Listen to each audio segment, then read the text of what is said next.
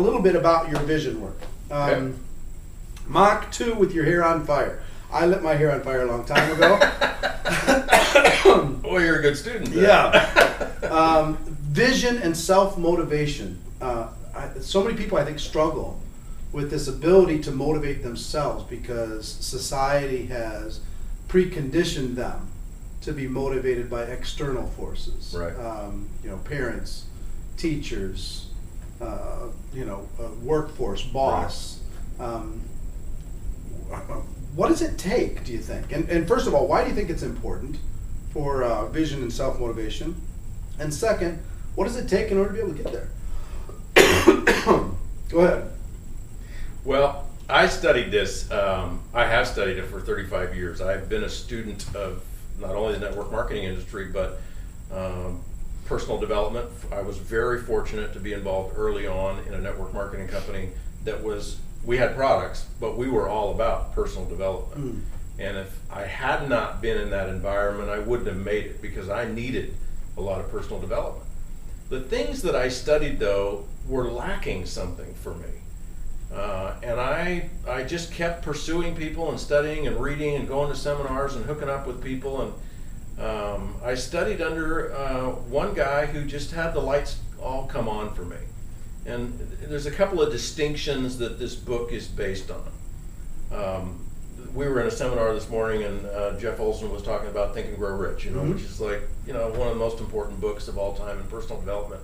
And I personally struggled with that book. It was hard for me to get through. I didn't understand a lot of the concepts. And one of the things that I had working through my organization in the beginning is I had a burning desire to be successful.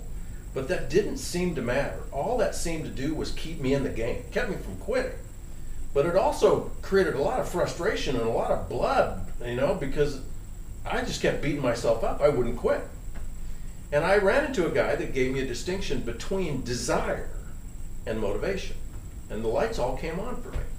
And as I studied it more and more, I got clear and I started teaching it. And then the book is basically all about how to create it. I'll give you an example of the distinction between desire and motivation. Desire is really wanting something really, really bad, and you got a white hot burning desire for it and all of that. But what you're affirming when you have desire is that you don't have something. So if you really want something, what you're saying to yourself and the universe is, I don't have it, I'm lacking, it's over there, I want it.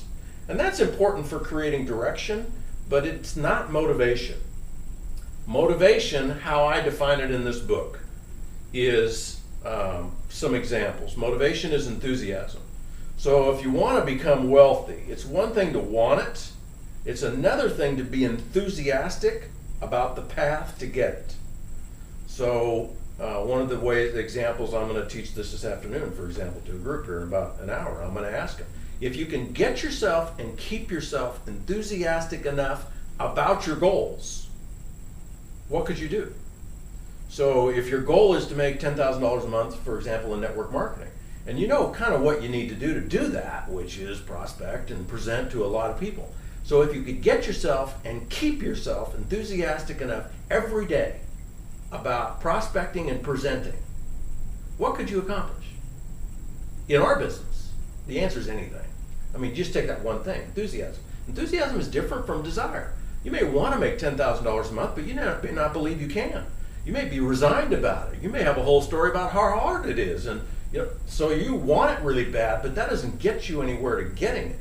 If you're enthusiastic about the path, you'll be on the path. And enthusiasm is just one component of how I define motivation here.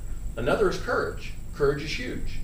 Courage is, people that have courage, it's not like they're not blind to the danger. They're not blind to the risk. They see the risk just like a coward. A coward sees the risk and says to themselves, I can't. I'll get hurt. It's not worth it. I freeze. I'm out. Somebody with courage sees the same risk and says, and they dive in anyway. They see the risk, they dive in anyway. So courage is motivation. If you could get yourself and keep yourself courageous enough every day in building your empire of network marketing, what could you accomplish? And how I drill that down is in prospecting. We all have a list. Or we see somebody out here in the hotel, walk through the lobby, see a sharp person. The person that's a coward sees the sharp person and they make up how it's not a good time, they won't be interested, I won't land well, they don't know me, I don't have any credibility. The person with courage sees somebody sharp dressed, prospect, boom, they're on them. They got courage. That's motivation. If you have courage, what can you accomplish? The answer is anything. Persistence is a function of motivation, and the most important is creativity. Creativity shows up in two forms. One is problem solving, and we all know the only difference between point A and point B is a series of problems. You keep solving the problems, you're going to move between point A and point B. And problems are solved through creative solutions. But the most important component of creativity is creative interpretations. Creative interpretations, the best way to explain it again is you're looking at a prospect. Somebody who's unmotivated, they may have a white-hot burning desire, but somebody who is unmotivated sees a prospect and they make up. These are creative interpretations. If you see a prospect, the only thing that's true is, if I see you and you're walking through the hotel lobby and you're sharp and you got a briefcase, and the only thing that's true is, there's Eric Worre walking through a hotel. That's the only thing that's true.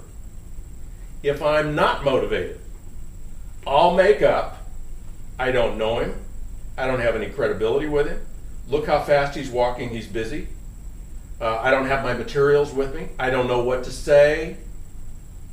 Those are what I call red light creative interpretations. If I make up red lights, I'm out of the game.